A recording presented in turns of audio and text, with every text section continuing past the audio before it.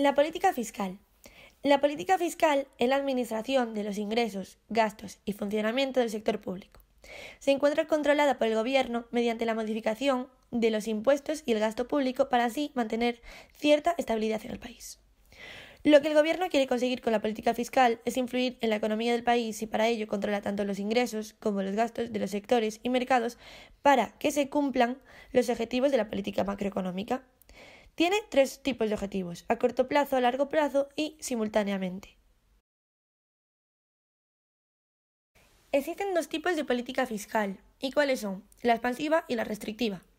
Pues bien, la política fiscal restrictiva se caracteriza por la reducción del gasto público y el aumento de impuestos de los ciudadanos, en donde las transferencias se reducen. Esta política se emplea cuando hay un alto nivel de inflación provocado por un exceso de demanda agregada. El Gobierno interviene con el objetivo de controlar la demanda agregada y así provocar un descenso de los precios. Y para conseguirlo, suben los impuestos y reducen el gasto público. De esta manera, el déficit presupuestario disminuye. La política fiscal expansiva, por otro lado, se caracteriza por los dos rasgos principales: aumento del gasto público y reducción de la recaudación fiscal por medio de bajadas de impuestos. Se implanta esta política cuando en el país está en una situación de decrecimiento económico y cuando hay altos niveles de paro. Se aplicaría de este modo para aumentar el gasto agregado. Venga ahí. Y con la I, ¿qué son los impuestos? Los impuestos son gravámenes que tanto empresas como ciudadanos tenemos que pagar a una entidad gubernamental para financiar el Estado y a los servicios que éste nos presta. El pago de los impuestos es algo obligatorio y no hacerlo se considera delito e infringir la ley. Existen dos tipos de impuestos, los directos e indirectos, y podremos observar un ejemplo de cada uno de ellos a continuación.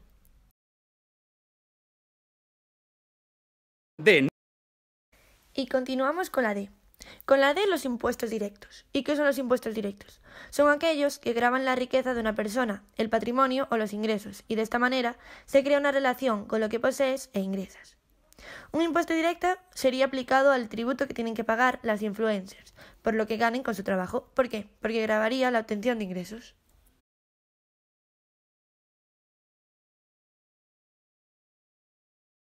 Impuesto sobre la renta de las personas físicas.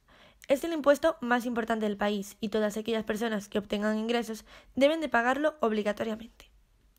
De la renta que las personas ganan deben de pagar X porcentaje. De esta manera las empresas descuentan todos los meses de las nóminas la cantidad que tienen que pagar de impuestos y esto se transfiere al Estado.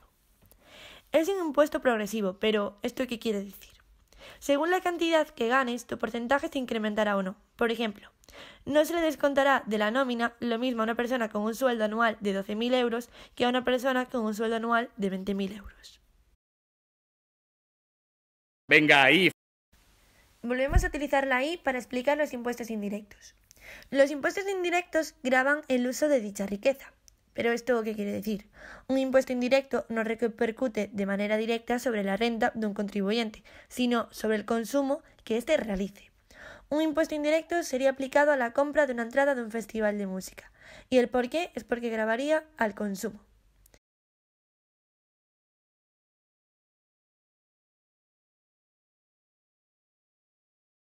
El IVA es el tributo impersonal que no grava la riqueza que las personas generan con su trabajo o con su actividad comercial, sino el uso que puede hacerse de ella consumiendo o transfiriendo bienes.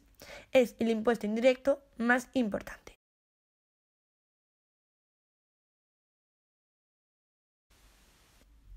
Existen tres tipos de IVA.